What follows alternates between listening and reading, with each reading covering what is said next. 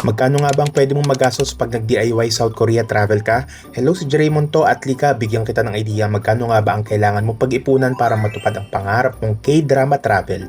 Binase ko pala to sa recent 8 days and 7 nights namin sa Seoul kasama yung mga sinalihan naming tours and attractions. Yung budget naman mismo magbibigay ako ng minimum and maximum range for solo travelers at para sa dalawang tao. Kaya kapit ka lang, let's go! Unahin na natin syempre yung travel tax, inevitable yan, 1,620 per head. For airfare, pag hindi ka nakahabol sa seat sale ng mga budget airlines at pack heavy ka due to winter season, pwedeng umabot ang 22,000 per head ang round trip flight mo with 40 kilograms round trip baggage allowance. Pero kung nakabuka ng seat sale, makakakuha ka ng as low as 13,000 round trip na may 20 kilograms baggage allowance. Yung round trip airport transfer naman to at from Myeongdong, ang average price range nasa 6,600 pesos. Kung dalawa kayo, 3,300 per head.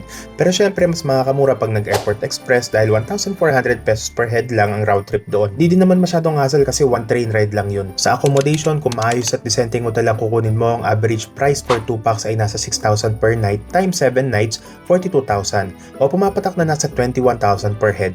Kung solo travel ka naman, pwede ka magtyaga sa mga budget hostels, maliliit yung rooms pero mas mura, averaging na 3,000 per night times 7 nights, 21,000. Sa eSIM, yung kinuha ko yung unlimited data for 8 days, 692 pesos. Tapos nagbook din ako ng T-Money card, 618 pesos to. Meron na tong load na 10,000 won na nagamit ko sa mga buses and train rides ko. Sa mga tours and activities, ito yung mga pinunta namin. Meron kami mga pre-book sa Klok at Agoda pero marami rin naman kami mga napuntahang walang entrance fee.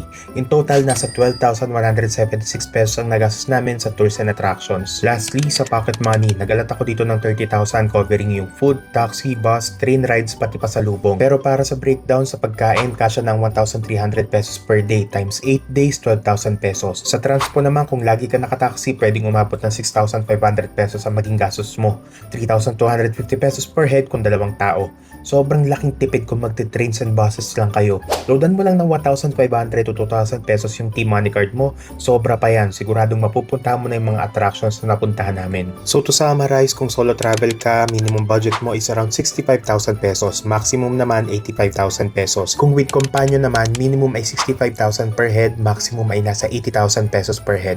Di ko sinama dito yung budget sa shopping at pasalubong dahil kayo na yung bahala dun. Idea lang to guys so pwede pa yung mas bumaba or tumaas, depende sa mga diskarte at trip nyo sa buhay. Ang malalakas talagang kumain ng gastos na pwede nyo pang mamanage ay yung airfare, taxi, airport transpo, pati na rin yung hotel. Abang lang kayo ng seat at hotel sales, book ahead of time, mga at least 4 months in advance. I-maximize nyo yung mga trains and buses sa transpo nyo at kung kaya mag-travel kayo in groups para mas makatipid pa kayo. Nakadepende din pala sa travel date at season yung presyo ng flights so check nyo rin yun. At para pandagdag pa ng budget nyo, kung magbubook kayo ng hotels and activities sa Klook at Agoda, be sure na gamitin nyo yung promo codes ko.